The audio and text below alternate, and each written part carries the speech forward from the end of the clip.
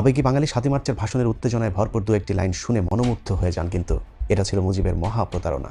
তবে ওই সময় রাজনীতিবিদেরা ঠিকই বুঝেছিলেন মুজিব জনগণকে ধোঁকা দিয়ে এখনো পাকিস্তানের প্রধানমন্ত্রী হবার স্বপ্ন দেখছে। জনগণের প্রতিনিধির কাছে ক্ষমতা হস্তান্তর করতে হবে। আমরা শেখ মুজিবের সাথে রাত ১টায় দেখা করি তার বাসায়, এবং তাকে পরিষ্কার বলে আসি যে আপনি পাকিস্তানের রাষ্ট্রপ্রধান বা প্রধানমন্ত্রী হন, এটা আমরা চাই না। এমনকি সে মেজর ডালিম এবং তার স্ত্রী নিম্মিকে হত্যার উদ্দেশ্যে অপহরণ করেছিল।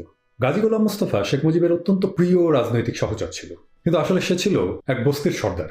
মুক্তিযুদ্ধের পরে তাকে রেড ক্রসের চেয়ারম্যান বানিয়ে দেন শেখ মুজিব। এই গাজী গোলাম মোস্তফা এমনই মহা চোর ছিল যে সে শেখ মুজিবের কম্বলটাও মেরে দিয়েছে। দর্শক, আজকের এই ভিডিওটি দেখলে আপনারা রীতিমতো অবাক হয়ে যাবেন।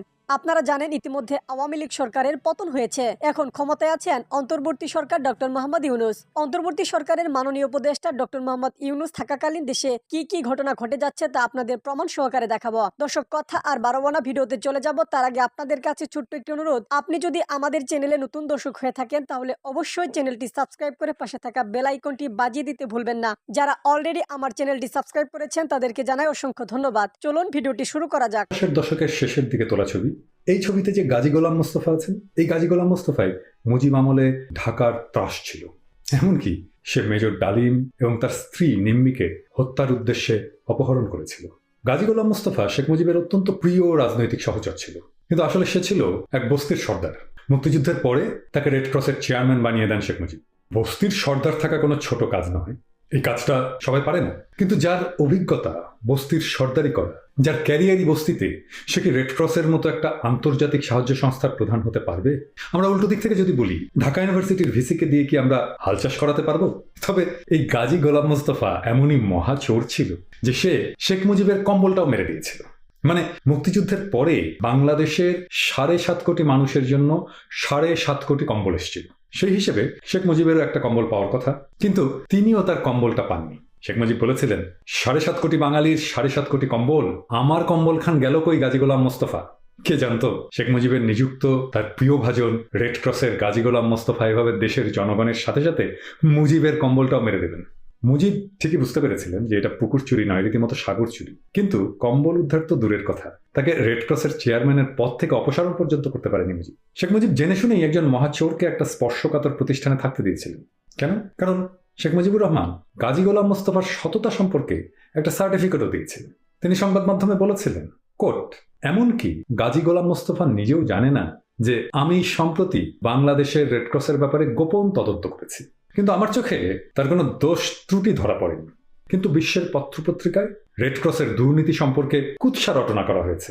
গাজী গোলাম মোস্তফা বিদেশি সাহায্য আত্মসাৎ কিংবা তা থেকে লাভ করেননি, বরং দারিদ্র্যক্লিষ্ট লোকেরাই রিলিফের জিনিসপত্র নিয়ে ব্যবসা করেছে, আনকোট। তার মানে ফাইনালি শেখ মুজিব নিজেও চোরকে বাঁচাতে গিয়ে দুর্দশাগ্রস্ত সাধারণ মানুষের কাঁধে দায় চাপিয়েছিলেন। তিনি আরো বলেছিলেন, তদন্ত করে দেখা গেছে গরিব জনসাধারণ রিলিফ হিসেবে প্রাপ্ত কম্বল কাপড় ধনী ব্যক্তিদের কাছে বিক্রি করে দিচ্ছে। এর ফলে জোর গুজব সৃষ্টি হয়েছে রেড ক্রস এসব জিনিস বিক্রি করে দিচ্ছে। সেই সময় একটা মজার ছড়া পথে ঘাটে চলতো, কম্বল কেটে মুজিব কোট, আর দেব না নৌকায় ভোট। এসব রিলিফের জিনিস কোথায় যেত জানেন? এটা যেত ভারতে। কেন ভারতে যেত? কারণ গাজী টাকা পয়সা সব ভারতেই পাঠাতো। তার নাকি ভারতে বেশ কিছু ব্যাংক অ্যাকাউন্টও ছিল। তবে আমি মিথ্যা বলবো না, আমাদের বগুড়াতে 5 জনের পরিবারে আমরা রিলিফের 2টা কম্বল পেয়েছিলাম। ধূসর রঙের মাঝারি মানের 2টা কম্বল আমাদের জন্য সেই সময় মহামূল্যবান ছিল। আমাদের বাবা মা ঠান্ডায় কষ্ট পেয়েও আমাদের 2 ভাই বোনকে 2টা কম্বল দিচ্ছিল।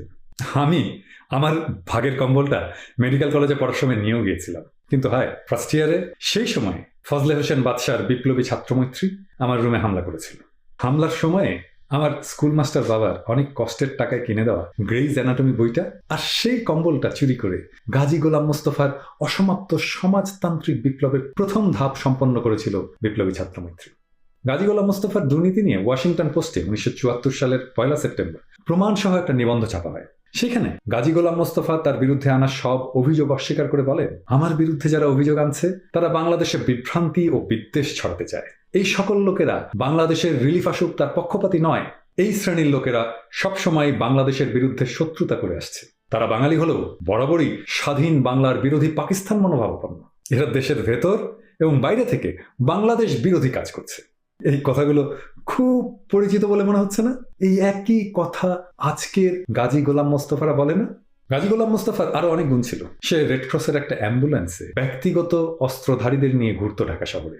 এই অ্যাম্বুলেন্স করে মেজর ডালিম এবং তার স্ত্রী নিম্মিকে হত্যার উদ্দেশ্যে অপহরণ করে এই গাজী গোলাম মোস্তফা। আর এর ফলে তৎকালীন সেনাবাহিনীতে গাজী গোলাম মোস্তফাই ক্ষোভের আগুন যে জ্বালিয়ে দিয়েছিল, সেই আগুনেই 1975-এর 15ই আগস্ট সৃষ্টিতে ভূমিকা রেখেছিল। যাই হোক, এই গাজী গোলাম মোস্তফার কি হয় 1975-এর 15ই আগস্টের পরে?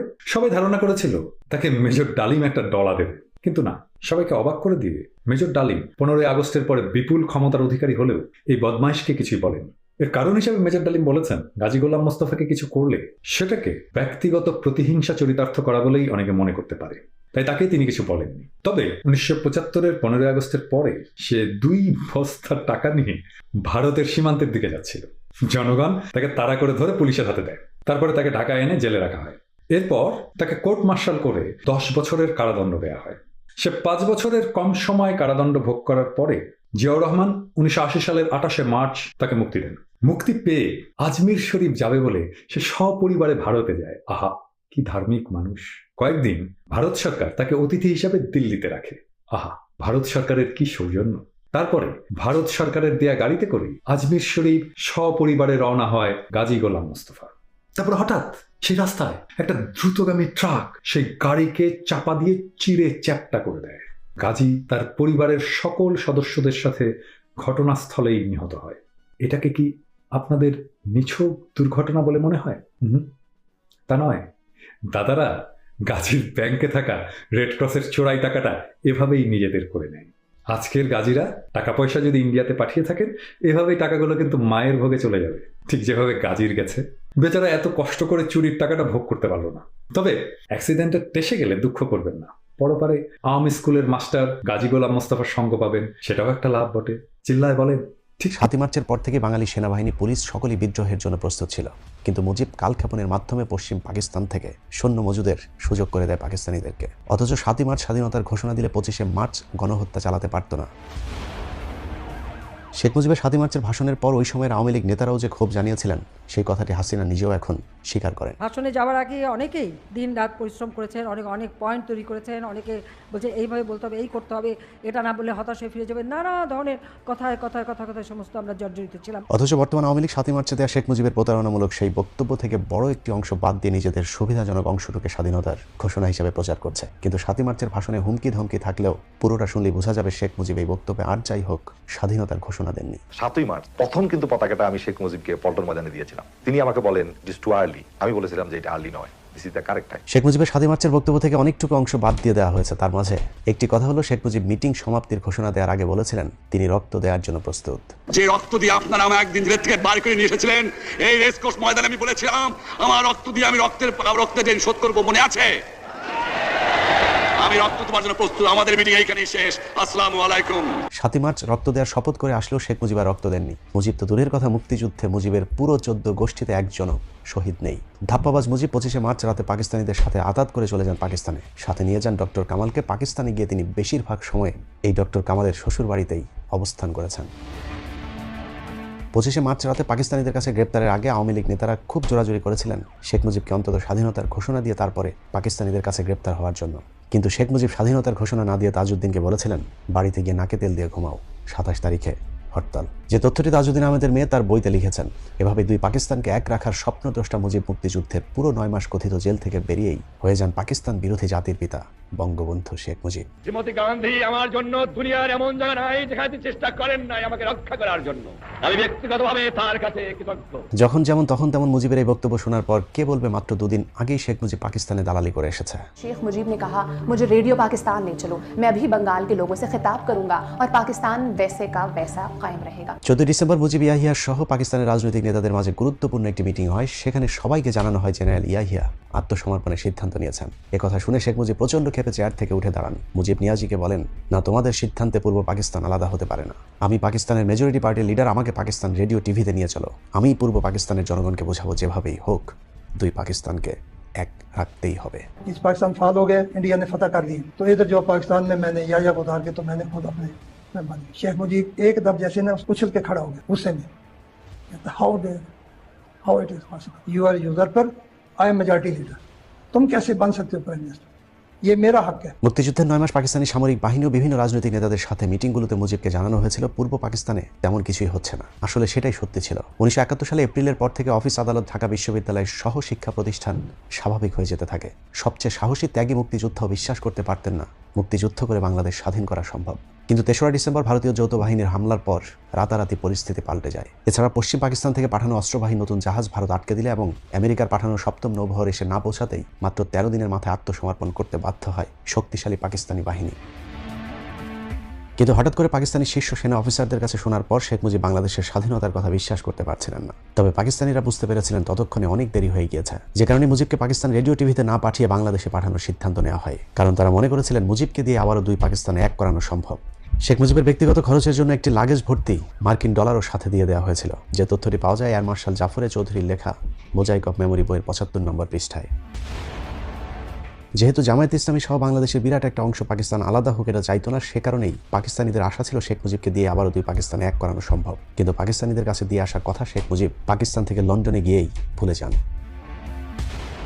পাকিস্তান থেকে লন্ডনে নামার পরে ভারতীয় গোয়েন্দা সংস্থার কবজায় বন্দী হন শেখ মুজিব। সেখান থেকে মুজিবকে জানিয়ে দেওয়া হয় বাংলাদেশ এখন ভারতের নিয়ন্ত্রিত একটি ভূখণ্ড, এখানে রাজা হতে হলে আগে ভারতের প্রজা হতে হবে। মুজিবও দীর্ঘদিনের আকাঙ্ক্ষিত ক্ষমতার স্বাদ পেতে রয়ের সেই ফাঁদ গলায় পড়ে নেন, যে কারণে লন্ডন থেকে মুজিব বাংলাদেশে না গিয়ে রহস্যজনকভাবে সোজা ভারতে গিয়ে ইন্দিরার সাথে বৈঠকে বসেন। मुक्ति वाहिनी की सहायता करेंगे, बांग्लादेश के लोगों की मदद करेंगे और तीसरे कि शेख साहब को हम जरूर छुड़वाएंगे जेल से। हमने भी अपने तीनों वादे पूरे किए हैं। শেখ মুজিবের প্রয়োজন ছিল ক্ষমতার, ভারতের প্রয়োজন ছিল ক্ষমতার লোভী একজন নেতা, যাকে দিয়ে ভারতের স্বার্থ বাংলাদেশে উদ্ধার হবে। শেখ মুজিবের তখন জনপ্রিয়তা তুঙ্গে, যে কারণে মুক্তিযুদ্ধের মূল নায়ক জেনারেল ওসমানী সহ তাজউদ্দিন জিয়াউর রহমান, সেই সাথে সেক্টর কমান্ডারদেরকে বাদ দিয়েই ক্ষমতার একক নিয়ন্ত্রণ দেওয়া হয় শেখ মুজিবের হাতে। আমাকে প্রশ্ন করা হয়, শ্রীমতী ইন্দিরা গান্ধীর সাথে আপনার আদর্শের এত মিল কেন?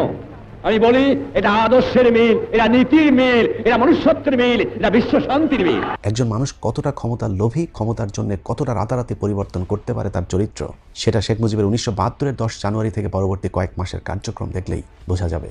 শেখ মুজিব যে শুধুই কৌশলের জন্য ভারতের সাথে হাত মিলিয়েছিলেন তা নয়, বরং পুরোদস্তুর একজন খাঁটি ভারতীয় দালালে পরিণত হয়েছিলেন। ভারতের পরিকল্পনা মুজিব প্রতিটি অক্ষরে অক্ষরে চাকরের মতো পালন করেছিলেন, যার প্রথম ধাপ শুরু হয় ভারতের লিখে দেয়া 1 পৃষ্ঠার কথিত একটি সংবিধানের মধ্য দিয়ে। মুজিব 1972 সালের 10 জানুয়ারি দেশের মাটিতে পা দিয়ে মুজিবনগর অস্থায়ী সরকারের সংবিধানটি বাতিল করে নতুন একটি আদেশ জারি করেন। প্রশ্ন হলো, শেখ মুজিব কি পাকিস্তানের জেলে বসেই এই সংবিধান লিখেছিলেন? আসলে 1 পৃষ্ঠার ওই সংবিধানটি শেখ মুজিবকে ভারত থেকে হাতে ধরিয়ে দেওয়া হয়েছিল। সেই সংবিধানটি যে শেখ মুজিবকে ভারত থেকে দেওয়া হয়েছিল সেটাই আজকের অনুষ্ঠানের অনুসন্ধানের মূল বিষয়। অনেকে মনে করতে পারেন মুজিবনগর সরকারের সাথে সংশ্লিষ্ট অন্য নেতাদের সাথে পরামর্শ করেই হয়তো শেখ মুজিব নতুন এই সংবিধানটি রচনা করেছিলেন। কিন্তু বাস্তবতা হলো, মুক্তিযুদ্ধের রণাঙ্গনে যারা যুদ্ধ পরিচালনা করেছিলেন সেই তাজউদ্দিন আহমেদকে প্রধানমন্ত্রীর পদ থেকে এবং সৈয়দ নজরুল ইসলামকে রাষ্ট্রপতির পদ থেকে বহিষ্কার করে নতুন শাসনতান্ত্রিক আদেশ জারি করেন মুজিব। এর কারণ, ভারত মুক্তিযুদ্ধে যারা নেতৃত্বে ছিলেন তাদের কাউকেই পছন্দ করতেন না, বরং ভারতের নিয়ন্ত্রণে থাকা মুজিব বাহিনীর প্রতি তাদের সর্বোচ্চ আস্থা এবং ভরসা ছিল। মুক্তিযুদ্ধে নেতৃত্ব দেওয়া মানুষগুলোকে সরকার থেকে সরানোর পর ভারত কিভাবে মুজিবের মাধ্যমে বাংলাদেশে মুক্তিযুদ্ধ বিরোধী পরিকল্পনা বাস্তবায়ন করেছিল, চলুন সেটাই দেখা যাক। বাংলাদেশ 4টে স্তম্ভের উপর চলবে: জাতীয়তাবাদ, সমাজতন্ত্র, গণতন্ত্র আর ধর্মনিরপেক্ষ রাষ্ট্র। আমরা সকলেই শুনে এসেছি মুক্তিযুদ্ধের 4টি মূল নীতি আদর্শ হলো গণতন্ত্র, সমাজতন্ত্র, ধর্মনিরপেক্ষতা এবং জাতীয়তাবাদ। কিন্তু আসলেই কি এই 4টি আদর্শের জন্য আমাদের মুক্তিযুদ্ধ হয়েছিল? মুক্তিযুদ্ধের আগে 11 দফা, 21 দফা, 6 দফা গণ অভ্যুত্থান, কোথাও কি এই 4টি আদর্শের কথা আমরা শুনেছি? আসলে এই 4টি আদর্শই ভারত থেকে আমদানি করা। 1927 সালে মতিলাল নেহরু কংগ্রেসের রেজুলেশনে গণতন্ত্র, সমাজতন্ত্র, ধর্মনিরপেক্ষতা, জাতীয়তাবাদ এই 4টি আদর্শের প্রস্তাব করেছিলেন। সেই সময় সুভাষ বসু, জিন্নাহ সহ অন্য নেতারা তার সে প্রস্তাব প্রত্যাখ্যান করেছিল, যদি 1930 সালে সেটা পাশ করতে সামর্থ্য হয় কংগ্রেস সরকার। রহস্যজনক সেই 4টি আদর্শকে শেখ মুজিবের হাত দিয়ে হুবহু ভারত বাংলাদেশের মুক্তিযুদ্ধের আদর্শ হিসেবে চালিয়ে দেয়। অথচ মুজিবের ভাড়া করে আনা ওই সংবিধানের জাতীয়তাবাদ ছাড়া বাকি 3টি আদর্শই মুক্তিযুদ্ধের মূল আদর্শের সাথে সরাসরি সাংঘর্ষিক। এর মধ্যে হাত লাগাতে পারবে না, এটা সোজাসুজি আমরা করব। আর আপনারা জানেন আমি সোজা মানুষ, সোজা কথা বলি, যা বলি যেটা বুঝি সেটা বলি এবং সেটা করি। যেমন গণতন্ত্রের নামে যে সংসদীয় সরকার ব্যবস্থা চালু করা হয়েছিল মুক্তিযুদ্ধের আগে, তা কেউ দাবি করেনি, বরং 23 বছর পশ্চিম পাকিস্তানের পার্লামেন্টারি ফর্ম অফ গভর্নমেন্টের বিরুদ্ধেই লড়াই করেছে বাংলাদেশের মানুষ। সকলের দাবি ছিল রিপাবলিক ফর্ম অফ গভর্নমেন্টের। দর্শক, সম্পূর্ণ ভিডিওটি দেখলেন, আশা করি বিষয়টি বুঝতে পেরেছেন। এ নিয়ে আপনার গুরুত্বপূর্ণ মন্তব্যটি অবশ্যই কমেন্ট বক্সে জানিয়ে দিবেন। ধন্যবাদ।